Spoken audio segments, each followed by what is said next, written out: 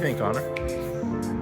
This is, I don't even have words to describe it. That's mind's blown right now. So we have to transfer this ring gear onto the other flywheel. See, this is a technique that's almost long been lost. It's from, I don't want to not feel that old, but it's not something that you normally do. You'll just replace the flywheel, but due to the age and due to the availability, we have to transfer this ring gear onto the flywheel that we want to use. So this is the original flywheel, original ring gear that came on the truck, and we have to transfer this ring gear onto the flywheel that came with the motor that we got.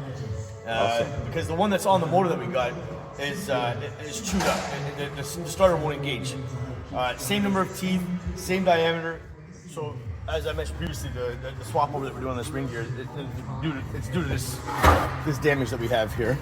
Number one, we have to swap the ring gear from this original flywheel to the new flywheel. When I say new, I mean new to this truck, because this came out of a 49, the truck is a 50, and the subtle differences. The main reason we have to do this is, number one, because of availability. But if you look at the size of the center holes, this one's larger than this. The new engine has a larger flange on the back of the crankshaft, and we can't use this just because of that. And there's no way we're going to machine this out. So we're just going to use this. It's actually in really good shape. We're going to put a slight refinish on this. There's really no need to put it to a machine and machine it off. It would be ideal, but we're just going to reuse the old clutch and everything else. So flywheels. Now if you look at this ring gear here, that's damaged. That's severely damaged. This is virtually, besides the coating of rust that's on it, it's virtually mint. So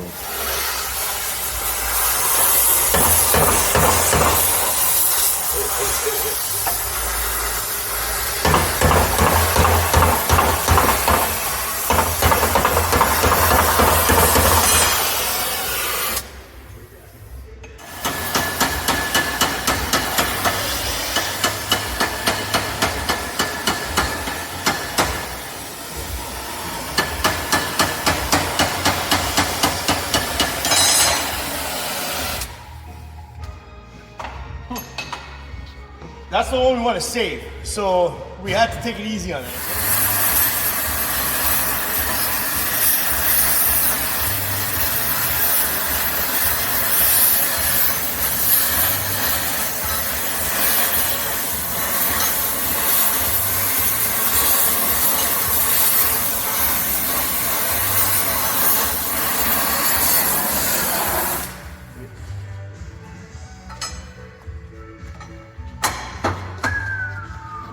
Water.